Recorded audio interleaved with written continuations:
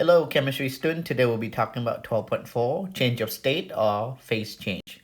So just a quick review, a change of state or phase change is when you go from a solid to a liquid, to a gas, to a possible plasma, or in anywhere in between you can go from a solid to a gas or gas to a solid even.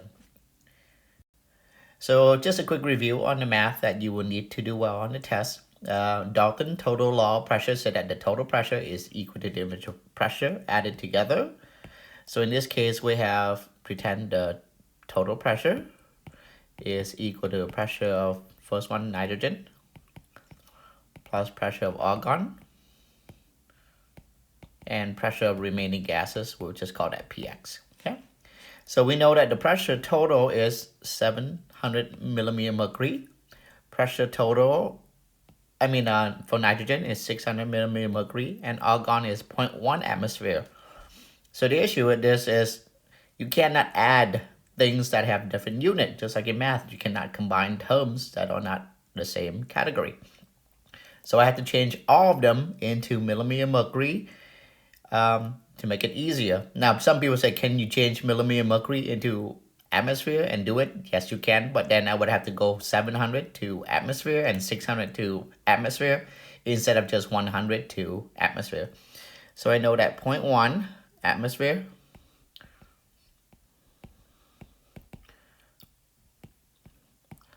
I'll convert it. So ATM goes in the bottom and millimeter mercury goes on top.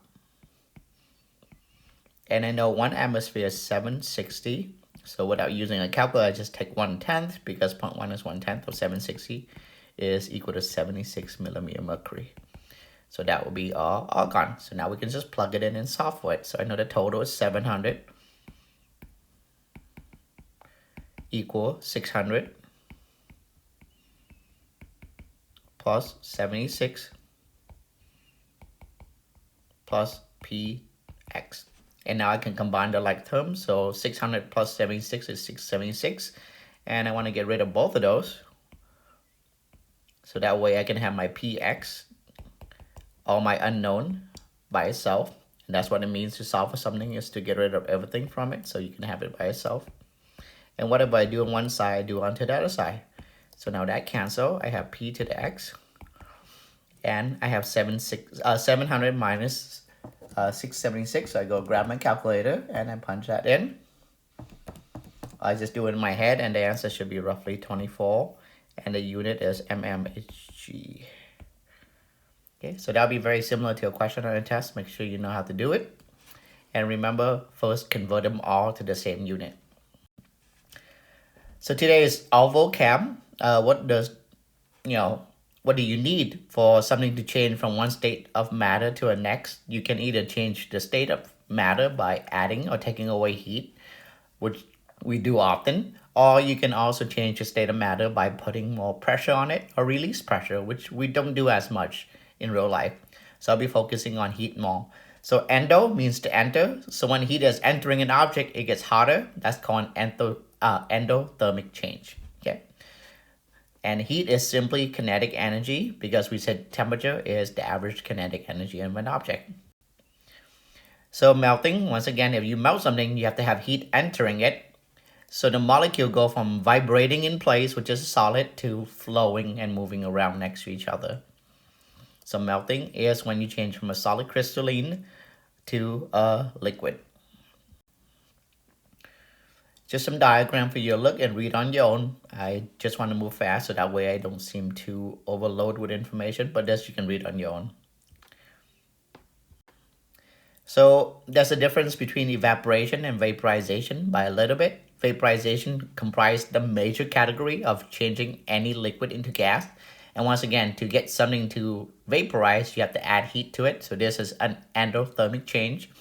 And evaporation is one category of vaporization. So when I have a wet towel and I hang it up, for example, it dries on the surface first, and then more moisture is pulled out to the surface to dry, and it will continue drying.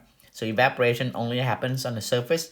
Vaporization could be on the surface as well as inside the material. When you boil water, that's another example of vaporization. You see the bubble form in the bottom and inside the liquid. And it's going from a liquid into a gas, and that's what a bubble is a pocket of gas. Okay, so in a closed container, how much pressure you create from just the natural evaporation at that temperature and pressure is called the vapor pressure. To boil something, you gotta have enough kinetic energy inside that liquid to be equal to that vapor pressure that exists, if not more. Okay, so boiling, once again, is just a change from a liquid into a gas, not just on the surface of the liquid, which is evaporation, but also inside the liquid, because you have enough kinetic energy to be equal to the atmospheric pressure or the vapor pressure. Sublimation is when you go from a solid to a gas without becoming a liquid. Dry ice is a great example. That's why it's called dry, because it's never a liquid. And sublimation, you're going from a super slow solid to a very fast moving gas. So you also are having heat entering the object. So that's also endothermic. Now let's go to the opposite category, which is exothermic, when heat is leaving an object.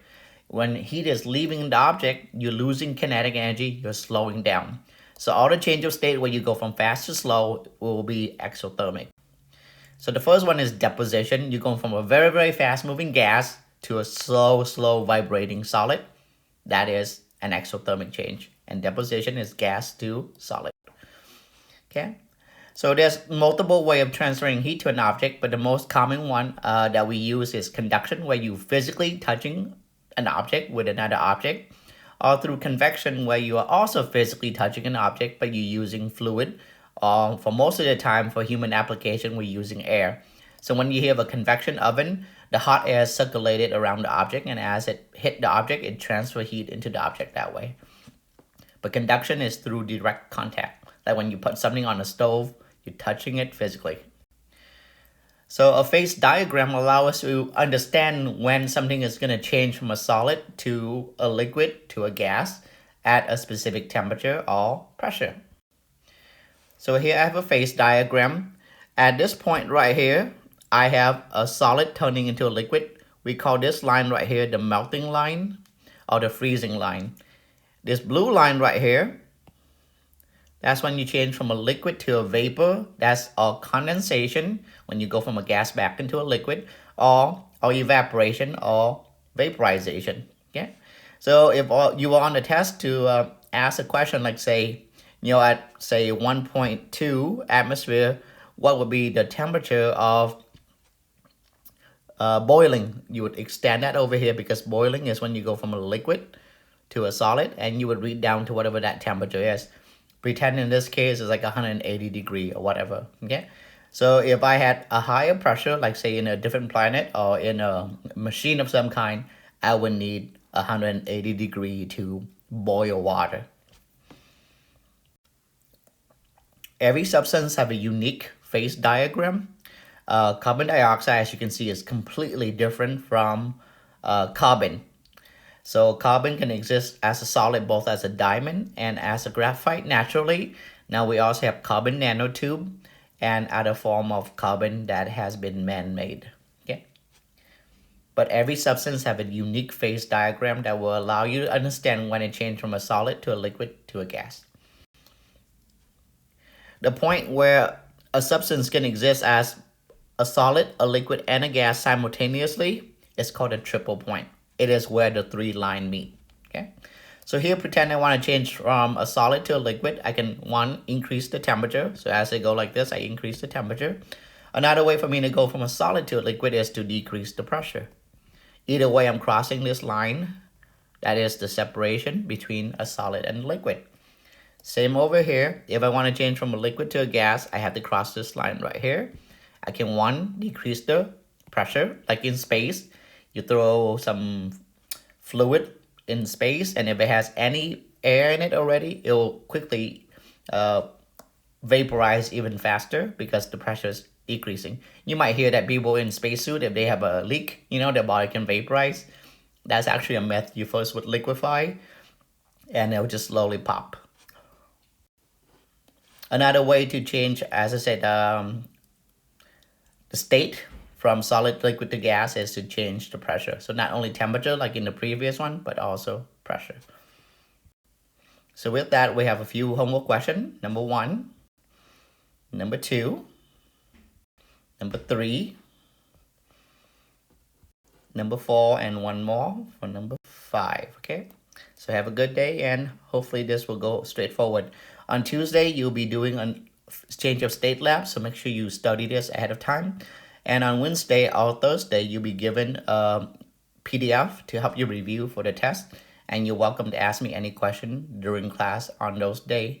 And if you're distant learning, you're also welcome to ask me question after school in our DL Sing Meet session.